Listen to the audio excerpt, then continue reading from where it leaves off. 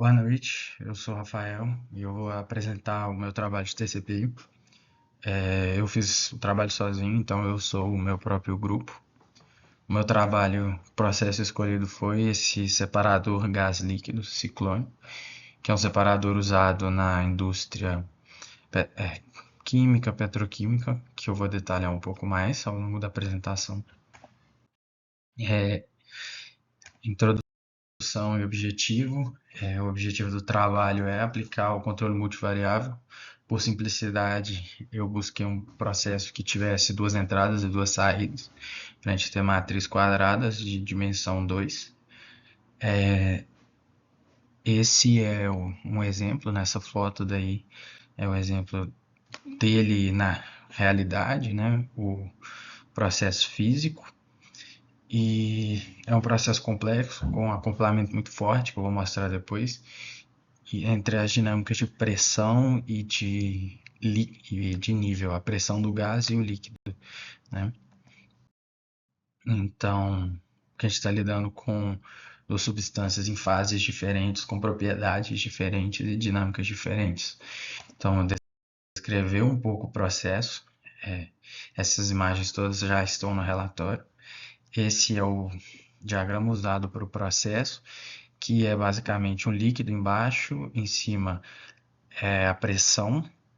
Você tem a vazão de entrada de gás e de líquido, mas a gente vai controlar aquelas válvulas ali de saída.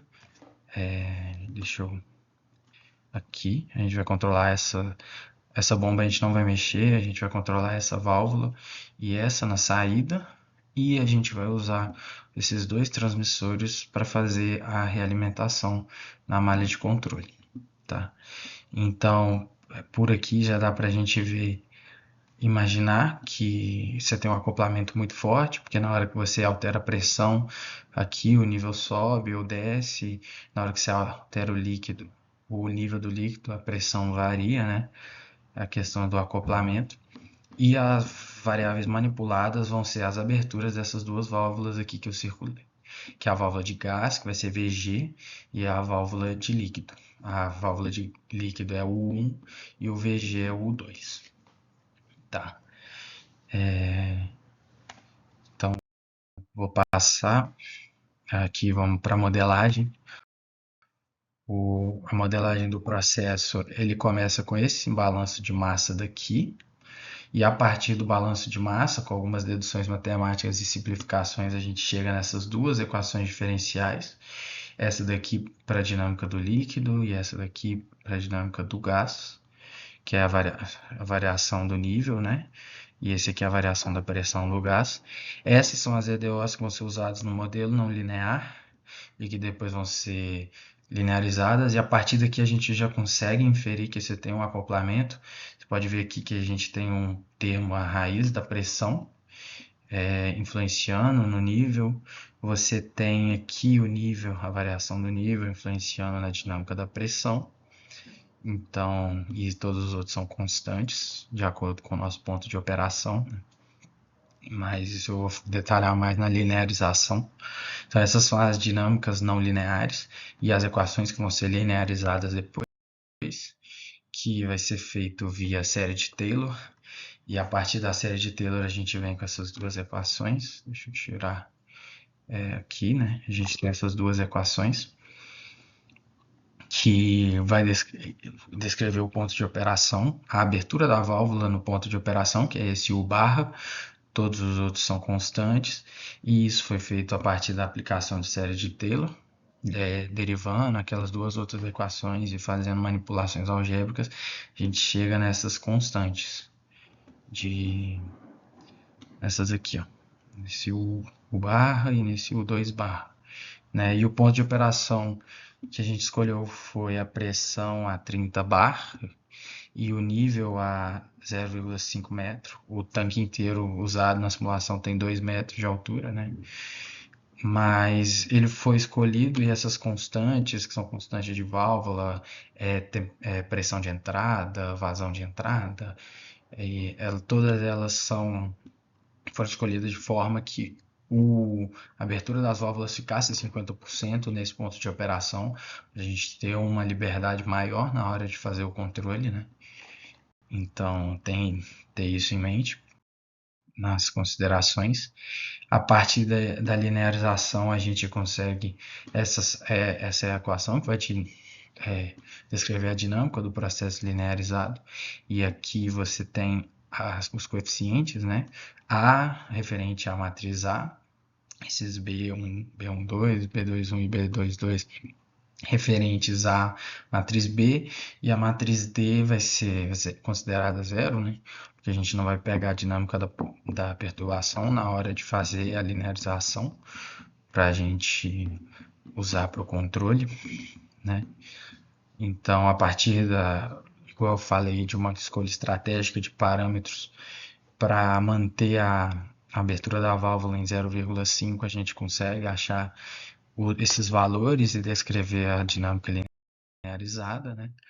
Esse daqui é o cálculo da função da matriz de transferência já com os valores substituídos. Eu não coloquei todos os valores porque são muitos, mas essa já é a dinâmica dela em malha aberta, sem perturbação, para a nossa linearização, que vai ser usada para o projeto dos controladores. Aqui é a nossa malha, que foi usada para o modelo real, para gerar os dados comparando o modelo real e o modelo linearizado. Então, aqui você tem as entradas, o modelo real, ali o 1 com a abertura da válvula líquida, a válvula gasosa. Lembrando que a abertura que a gente está controlando é de saída do líquido e de saída do gás. Aqui você tem o modelo linearizado com espaço de status, e aqui a gente já tem o resultado e também a gente consegue interpretar a dinâmica dela em malha aberta. Dá para ver pelo erro, que é baixo, que especialmente para pressão a nossa linearização é muito boa. Para o nível ela é um pouco pior, mas porque ele é marginalmente estável. Quando você aumenta esse tempo, ele fica instável, você vê esse nível instabilizando. Então, isso é um desafio na linearização, que ela não pega esse comportamento instável. E a partir da linearização, a gente começa a nossa estratégia de controle, começando pelo multiloop, por simplicidade. A gente calcula a matriz RGA, ele sugere um pareamento antidiagonal, ou seja, usar o 2 para controlar Y1 e usar o 1 para controlar Y2. Então a gente vai controlar o nível do líquido a partir da abertura da válvula de saída do gás e o nível do gás a partir da abertura da válvula de saída do líquido. Aqui a gente tem a sintonia via IMC. Aqui são os nossos requisitos, que é basicamente acelerar o sistema em malha fechada 2 vezes e ele ser estável e com erro nulo e rejeitar a perturbação. Aqui são os cálculos, os parâmetros do PID, do PI, que a gente optou por 2 PIs, né? Aí a gente tem aqui só o diagrama mostrando como foi feito esse controle multiloop para a planta real. Esses são os resultados que a gente obteve no transiente. Então você vê aqui, que é o principal, a gente tem a pressão cai um pouco antes de subir. Esse é o modelo linear. Na hora que a gente vai para a prática, ela cai muito. Ela chega a cair aqui, olha, muito mais. Então, por conta disso, ela é estável, a gente conseguiu usar os requisitos de estabilidade, mas ela tem essa queda. Devido a essa queda, na pressão, foi necessário projetar o desacoplador. Esse aqui é o desempenho em regime permanente do sistema, né? Da pressão. Você vê a entrada de perturbação aqui a 1000 e a outra perturbação de nível a 2000 segundos. E o desempenho do sistema, ou seja, ele voltando para o set point com um leve sobressinal, mas ele é robusto. Eu dobrei os ganhos, né, integrais e proporcionais na hora da simulação para sintonizar, para ter uma resposta melhor. Aqui são as aberturas das válvulas, ou seja, dá para ver que ela satura bastante usando esse modelo multiloop com emparelhamento antidiagonal. E nisso a gente chega no desacoplador. Eu tentei usar o desacoplador dinâmico, mas eu não consegui, porque na hora que você fechava a malha, ele gerava muita instabilidade e muita oscilação, provavelmente por conta das funções do MATLAB, de cálculo de determinante de matriz inversa e as aproximações. Então, eu usei o desacoplador fazendo a inversa do ganho estático, e, ou seja, um desacoplador em G de 0 a -1. E o desempenho foi muito satisfatório, a gente atingiu os requisitos. Então, essa daqui é a malha de controle. Aí a gente chega na nossa resposta com o desacoplador. O transiente dá para ver que não tem mais aquele comportamento. Esse daqui é a pressão. A gente não tem aquela queda de pressão antes de subir, ele já vai convergindo para o set point. O nível também, ou seja, ficou bem estável, mais robusto, satisfatório com o desacoplador. E em sequência, em regime permanente, quando a gente tem aqui uma perturbação na pressão, a gente tem uma certa oscilação, mas nada preocupante. Dá para ver que o sistema responde melhor com o desacoplador. Também fiz um pequeno ajuste aqui para melhorar ele em estado estacionário, aumentei aqui o ganho proporcional. Aí eu fiz aquele pareamento, eu fiz aquele projeto de controlador, considerando que os dois vão ter a mesma dinâmica, o nível e a pressão. Então projetei um controlador com os mesmos requisitos para os dois.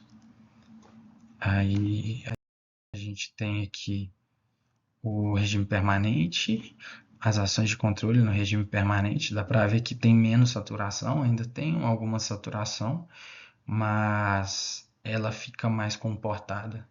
Ele fica mais longe da saturação da válvula. E, e os resultados foram bem satisfatórios, todos os requisitos foram cumpridos. A gente conseguiu ver o desacoplador atuando para melhorar, especialmente a parte transiente do sistema, e a gente atingiu todos os nossos requisitos, que a meta era 750 segundos, menor que 750 segundos de tempo de acomodação, o tempo de 5%, e a gente atingiu o requisito para os dois. Então, o projeto foi um sucesso, a malha final foi estável e as respostas foram de acordo com os requisitos de controle definidos.